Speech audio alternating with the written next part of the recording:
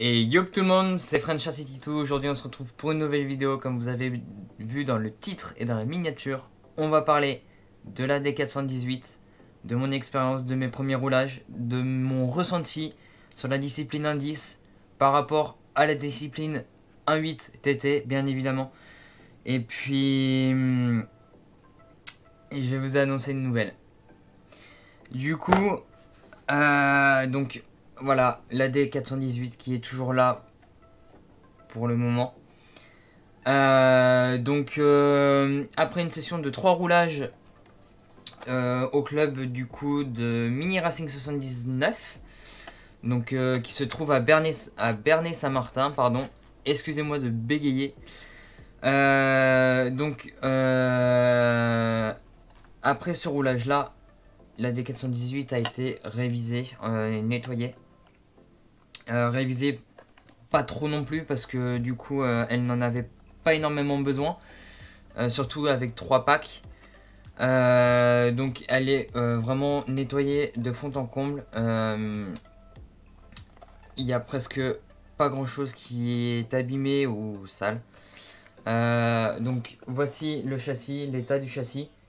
J'ai enlevé le skid plate, vous allez comprendre pourquoi. Pour parler de mon ressenti, de mon expérience, mes premiers tours de roulage sur l'indice, c'est complètement différent.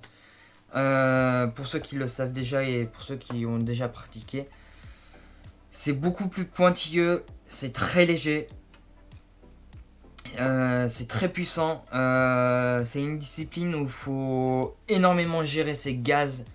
Pour rappel, en termes de configuration, j'étais sur un XR10 Pro G2 ainsi que un K1 Elite de chez Connect en 6,5T en sensor. J'avais donc du coup un servo Aromax, le ST702 V2. Et du coup en setup j'étais 2 boîtes. Pour rappel, il me semble que je suis en 600 à l'avant, il me semble. Je vais vous dire ça de suite. Du coup, dans le setup que j'avais affiché dans la première partie, premier essai, il y avait le différentiel central. Mais du coup, fallait pas en prendre en compte parce que du coup, c'était un slipper. Du coup, application sismique. Du coup, en suspension, j'étais en 2 fois 1.7 en termes de piston. En huile, j'étais en 500 à l'arrière. Donc ça, c'était pour l'arrière. Du coup, 2.7. 2 fois 1.7, pardon. Ressort d'origine. Donc je suis en 35. Avec les ressorts sismiques à l'avant et à l'arrière. Et à l'avant, je suis en 600 en 2 fois 1.6. Avec les ressorts en 45, il me semble. Non, en 60. J'étais en 10 000 par 10 000. Avec le slipper. À l'avant, donc du coup, j'avais les barres anti-roulis en 1.2. Et en arrière, j'étais en 1.4. Le carrossage, j'étais en plus 1 de chaque côté. Le pincement à l'avant, j'étais à 1. Et à l'arrière, j'étais en 3,5. Garde au sol, 19 à l'avant et 20 à l'arrière. Et du coup, en pneu, j'étais sur du mini dart jaune à l'avant et à l'arrière. Pour rappel, au niveau de mon expérience, la piste n'était pas complètement sèche, elle était humide. Donc déjà, en termes de conditions de roulage, on n'était vraiment pas optimal. On était quand même au mois de janvier. On est toujours au mois de janvier. On est le 19 à l'heure actuelle. J'ai du coup les 2 sessions à tourner, à monter. Donc cette vidéo sortira après ces 2 sessions. Il va y en avoir une longue et une courte. En batterie, j'étais en Genesis Redline 6000 en 2S. Donc du coup, les conditions n'étaient vraiment pas optimales. La piste était très glissante. Les pneus n'étaient pas tout à fait, entre guillemets, coordonnés avec la piste, avec l'humidité. Sur certaines prises de vue, vous pouvez voir quand je réatterris qu'il y a de l'eau qui éclabousse. Donc il aurait fallu des silver du coup déjà. Et bon bah première expérience. Donc voilà, c'était vraiment un premier. Je pense que je me suis plutôt bien débrouillé. Il y a eu quelques passages où je me suis bien débrouillé. J'ai réussi à prendre les virages à la corde. J'ai réussi à faire quelques petits enchaînements de sauts assez propres. Mais j'ai pas fait entre guillemets un tour complet où je n'ai pas entre guillemets fait de faute. Que ce soit à l'indice ou à l'in8. J'ai des problèmes encore. Je n'ai pas encore assez pratiqué. Même l'XT8. Bon là c'est un peu hors sujet, mais même l'XT8 je n'ai pas énormément roulé sur circuit, j'ai peut-être dû faire 3 packs. J'espère que cette année va changer, où je vais avoir beaucoup plus de temps et moins de galères.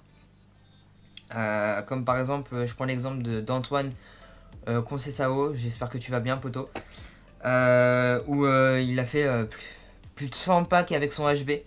E8T, et il a pas eu grande galère comme moi où j'avais tout le temps quelque chose qui s'en allait, qui se cassait ou autre. Lui à chaque fois il mettait sa batterie, il roulait, il n'y avait aucun souci. Donc il a pu enchaîner les batteries, les packs sans avoir de galère. Donc j'espère que cette année 2022 va être aussi comme ça de mon côté.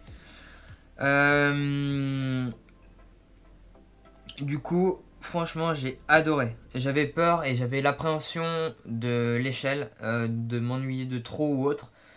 Mon regard arrivait à suivre la vivacité et la vitesse par rapport à l'échelle du coup du buggy. Donc c'est plutôt bien, c'est plutôt bon signe. Donc on verra par la suite. Donc comme je l'ai dit dans des précédentes vidéos, du coup, vu que la discipline me plaît, je repars sur un autre châssis. Je vous laisse du coup la surprise. Il y a une ou deux personnes qui le savent, mais j'espère que vous n'allez pas spoiler dans les commentaires. Mais du coup, voilà. Ah oui, en parlant du châssis aussi,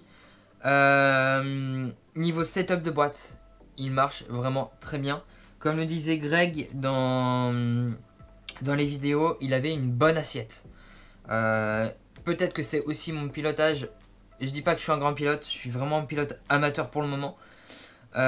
Qui faisait que j'avais une bonne assiette. Mais je pense que c'est plus le châssis qui me mettait en confiance. Etc. Donc vraiment une très bonne assiette. Est-ce que c'est les options que je lui ai apportées en même temps? Donc en parlant d'options, j'ai les fusées arrière en aluminium. La seule chose que je n'ai pas, que je n'avais pas commandé à cette époque là et que j'avais oublié et que maintenant c'est un peu en rupture de stock, mais ça sera pour le prochain du coup propriétaire. C'est les barres, les biellettes du coup qui sont plus grandes pour avoir plus de marge de réglage. Donc du coup je les ai commandées, donc ça sera entre guillemets trop tard, mais je les enverrai par la poste au nouveau propriétaire. D'ailleurs si tu regardes la vidéo, gros big up à toi. Au moment où tu regarderas cette vidéo, tu l'auras déjà. Donc j'espère que le petit mot que je t'aurais mis dans le petit colis te fera plaisir, et que voilà, je sais que tu l'attendais, que ça te faisait rêver. Donc en plus c'est à tes couleurs. Je vous laisse deviner d'ailleurs, petite énigme, par rapport à ces couleurs là et à ce design là, de quel pilote de base ça appartient. Je vous laisse mettre du coup vos pronostics dans les commentaires. Et je vous dirai ça du coup dans une des prochaines vidéos, je vous en parlerai. Je pense que pour rester à thème, j'en parlerai du prochain châssis TT1 Nice. Donc n'hésitez pas à commenter dans l'espace commentaire, à faire vos pronostics. Et on verra si vous avez peut-être des bonnes références ou autres. Donc voilà, c'est exactement les mêmes couleurs. Donc rouge à l'avant, bleu à l'arrière et blanc au milieu. Et je crois que au niveau des traits, ils sont similaires. Donc du coup, autre option. hop, entre guillemets la plus imposante, ça va être sur le châssis supérieur. Donc c'est l'option T-Works, donc qui prend de l'avant. Je sais pas si vous allez correctement bien voir. Donc ça commence d'ici et ça prolonge, ça s'arrête ici. Vous avez la platine entre guillemets classique du différentiel central. Et vous avez une autre petite partie où ça va de la fin du différentiel central jusqu'à l'arrière. Donc ça c'est une option T-Works pour rigidifier de base le châssis au niveau partie supérieure. Et je trouvais ça super beau. Et je pense qu'au départ c'était fait plus pour ça quand je l'ai acheté. Option aussi, bah, c'est le slipper. Donc vous avez pu voir dans l'une des précédentes vidéos. Qu'est-ce que j'ai pu mettre d'autre? Je regarde vite fait. Tac tac tac. La seule option que j'ai upgradé après le roulage. Donc j'ai eu deux petites casses. Donc c'est la tourelle arrière en carbone que je viens juste de remplacer pour le nouveau propriétaire. Et aussi du coup, je sais pas si vous allez très bien voir, c'est au niveau de la direction. J'essaye de bien cadrer. C'est la barre de direction en aluminium. Donc elle a été cassée. Je pense que c'est dû au froid aussi. Donc j'en ai discuté vite fait avec du coup le nouveau propriétaire. Et donc la partie en plastique en fait ne s'achète pas. Donc c'est tout le système du coup de direction. Donc ça coûtait 25 ou 26 euros. Donc, et j'ai regardé sur RC Team. Et du coup j'ai vu qu'il y avait la version alu pour le même prix. Et du coup bah, j'ai pris la version alu. Comme ça lui il sera tranquille. Je pense que ça sera beaucoup plus utilisé pour le dirt. Donc il aura le différentiel central et le slipper au cas où s'il veut faire de la moquette, donc du carpet. Donc voilà, c'est tout ce que je lui ai apporté en termes d'options, de mémoire. Il n'y en avait pas grandement. Bon après ça a été plutôt côté esthétique où c'était des options exotech. Donc plus typé avec des finitions aluminium orange qui étaient vraiment sympa. De mémoire il y avait le support aileron à l'arrière. De toute façon je les avais mis en favori. Je vais vous dire ça. Hop, je les avais mis. Hop. Donc il y avait aussi les écrous avec une autre fixation avec des vis de serrage en aluminium orange. Donc c'est la référence tac tac EXO 1500. Il y avait du coup les coupelles de suspension en orange aluminium Exotech aussi. Donc référence EXO 1484. Donc la barre du coup en aluminium orange Exotech. EXO 1486. Les fusées à l'arrière en 70-75 en orange. Donc ça aurait pu très bien faire aussi. Donc EXO du coup 1586. Du coup les fusées à l'avant aussi en aluminium. Du coup EXO 1534 en aluminium orange. Et du coup il y avait aussi le support aileron à l'arrière en aluminium orange. Donc c'était la référence EXO 1485 et de mémoire c'est tout ce qu'il y avait. Et il me semble qu'il y avait aussi le slipper Exotech qui était beaucoup plus classe en termes de finition.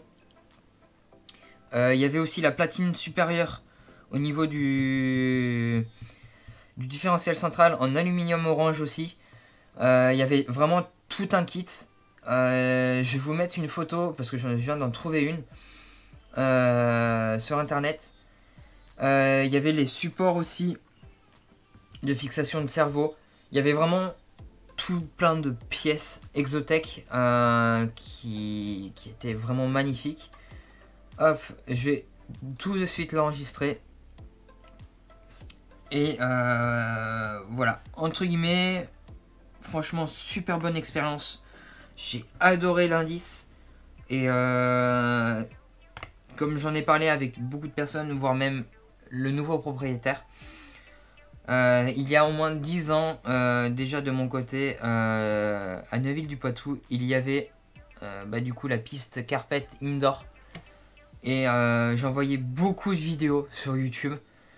Et c'est ça qui m'a donné aussi envie. Et là, ce que je trouve dommage, c'est que l'indice est amené à mourir, malheureusement. Il y a beaucoup moins de compétition, il y a beaucoup plus de clubs qui se séparent de leur piste.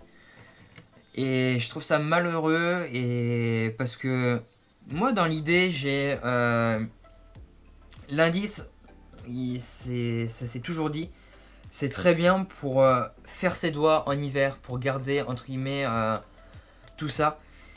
Et un peu se performer, travailler ses doigts, sa direction, etc. C'est très très bien pour garder la main. Et je trouve ça dommage parce que du coup, je pense que l'indice cet été peut être très bien pratiqué l'hiver comme été.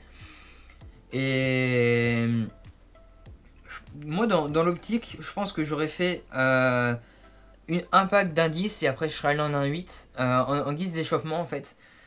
Et je trouve ça dommage que malheureusement c'est amené à mourir. Donc comme vous l'avez compris dans certaines vidéos, je viens juste de faire ma première vaccination. Donc le nouveau châssis, je vais pouvoir le tester au Massy d'Ingrande. Donc en espérant que voilà, tout soit fait très vite, etc. et que le beau temps soit là. Et vous aurez de très très bonnes vidéos, je pense. J'irai réessayer du coup le nouveau châssis du coup au Mini Racing 79 sur la piste de Mernay-Saint-Martin. J'ai appris grâce au nouveau propriétaire qu'il y a une piste aussi à Saint-Étienne. Il y a Limoges. Donc Limoges, je devais y aller déjà.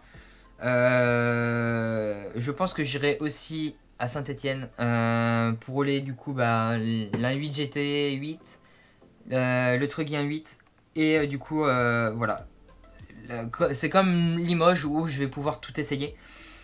Et j'espère que cette vidéo, j'espère que cette année où je vais pouvoir faire énormément de roulage et voilà, vous faire voir enfin des vidéos, des roulages de mes châssis actuels. Vous avez vu qu'une seule fois l'X-Ray roulé, vous n'avez pas encore vu du coup la GT8 roulée. Je pense que je l'ai acheté dans une mauvaise période où on n'a pas pu grandement rouler. Donc voilà.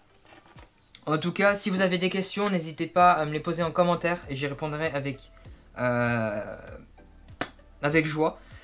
Que ce soit au niveau du châssis, que ce soit au niveau de la discipline indice, TT, mon ressenti, si vous avez des questions, si j'ai pas dit des choses. J'ai fait cette vidéo un peu à la va-vite parce que je voulais faire quand même un feedback. Et du coup, les prochains rushs que vous allez voir par la suite, donc ça sera en off en termes de son. Mais je vais préparer le colis pour la Titine. Ça me fait quand même un pincement au cœur parce que ce que je viens juste de voir et j'y avais pas pensé. Option que j'ai apportée, c'est les renforts en carbone dans les triangles, à l'avant et à l'arrière. Donc ce qui va me faire mal, c'est que j'ai mis énormément de temps pour la préparer en termes d'esthétisme et de la faire à mon goût. Elle est juste magnifique. Elle a un look de finition qui est juste, mais qui me plaît magnifique. Et bon, le look de la D418 est très particulier, que ce soit tourelle avant et tourelle arrière. C'est très spécial. HB se sont démarqués sur ça. Mais elle a quand même globalement un loup qui va me manquer. Et j'espère que son nouveau propriétaire va en prendre soin. Ça fait toujours mal de vendre un châssis. C'est comme une voiture à l'échelle 1. Ou quelconque objet. Sur ce, je vous souhaite une agréable journée ou soirée. Ça dépend à quelle heure vous regardez cette vidéo. N'hésitez pas à la liker, à la partager, à vous abonner si ce n'est déjà pas fait. Et à activer la petite cloche si ce n'est déjà pas fait non plus. Pour être tenu au courant des prochaines vidéos qui vont sortir très prochainement, je l'espère. Et moi je vous dis à la prochaine. C'était French City 2.